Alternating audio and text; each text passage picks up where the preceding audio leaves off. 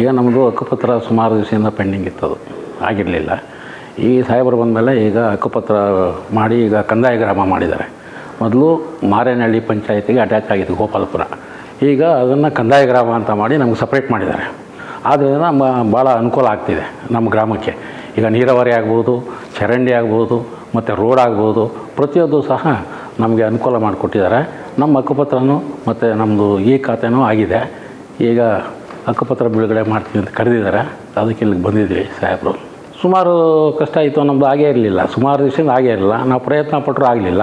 ಕಾರಣ ಇದೆ, ನಿಮ್ಮದು ಕಂದಾಯ ಗ್ರಾಮ ಇಲ್ಲ, ನಿಮ್ಮ ಸರ್ವೆ ನಂಬರು, ಆದ್ದರಿಂದ ಕೆಲವು ಮಾಡೋಕ್ಕಾಗಲ್ಲ ಅಂತಲೇ ರಿಜೆಕ್ಟ್ ಮಾಡಿದರು ಅಪ್ಲಿಕೇಶನ್ಸ್ ಎಲ್ಲ.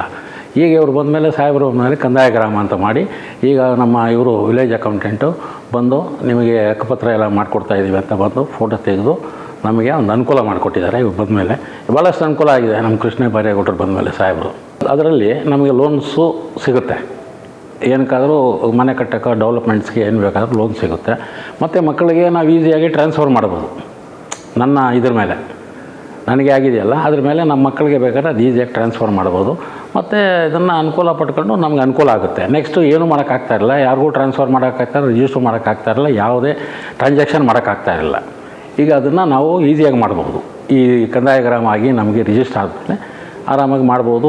ಹಕ್ಕುಪತ್ರದಿಂದ ನಮಗೆ ಭಾಳ ಅನುಕೂಲ ಆಗಿದೆ. ಈಗ 10 ವರ್ಷದಿಂದ ಇತ್ತು, ಈಗ ಒಂದು 4 ತಿಂಗಳಾಯ್ತು ರಿಜಿಸ್ಟ್ರ್ ಮಾಡಿದ್ದಾರೆ. ರಿಜಿಸ್ಟ್ರ್ ಮಾಡಿ ನಮಗೆ ಈ ಖಾತೆ ಎಲ್ಲ ತಂದು ಕೊಟ್ಟಿದ್ದಾರೆ. ಮನೆ ಹತ್ರನೇ ಬಂದು ರಿಜಿಸ್ಟ್ರ್ ಪತ್ರ ಮತ್ತು ಈ ಖಾತೆ ಎರಡೂ ತಂದು ಕೊಟ್ಟಿದ್ದಾರೆ. ಈಗ ಸಾಹೇಬರಲ್ಲಿ ಹಕ್ಕುಪತ್ರ ಕೊಡ್ತೀವಿ ಅಂತ ಕರೆದಿದ್ದಾರೆ, ಬಂದಿದ್ದೀವಿ. ರಿಜಿಸ್ಟ್ರೇಷನ್ಗೆ ತಾಲೂಕು ಆಫೀಸಲ್ಲಿ ಎಷ್ಟು ಏನೊಂಚೂರು ಕಟ್ಟಿದ್ವಿ, ಅಷ್ಟು ಬಿಟ್ಟರೆ ಏನು 750 ರೂಪಾಯಿನ ತೊಗೊಂಡಿದ್ದಾರೆ ಅಷ್ಟೇ. ಅದೆಲ್ಲ ರೆಸಿಪ್ಟ್ ಕೊಟ್ಟಿದ್ದಾರೆ ಎಲ್ಲ. ಅವ್ರು ಧನ್ಯವಾದಗಳು ನಮಗೆ ಇಷ್ಟು ಮಾಡಿಕೊಡೋದು. ನಮ್ಮ ಕೃಷ್ಣ ಬೈರು ನಮ್ಮ ಕಾನ್ಸ್ಟಿಟ್ಯೂನ್ಸಿಯವರು, ಯಾಕೆಂದ್ರೆ ನಮ್ಮ ಮನೆ ಬಾಗಿಲು ಬಂದು ಹೋಗ್ತಾ ಇರೋರು ಅವರು. ನಮ್ಮ ಬಾಮ ಇರೋದಕ್ಕೆ ಇದರೊಳಗೆ ಮೆಂಬರ್ ಆಗಿದ್ದಾನೆ ಪಂಚಾಯಿತಿಯಲ್ಲಿ. ಅದರಿಂದ ನಾವು ಅವ್ರಿಗೆಲ್ಲರಿಗೂ ಧನ್ಯವಾದ ಅರ್ಪಿಸ್ತಾ ಇದ್ದೀವಿ ಇಷ್ಟು ಮಾಡಿದ್ದಕ್ಕೆ.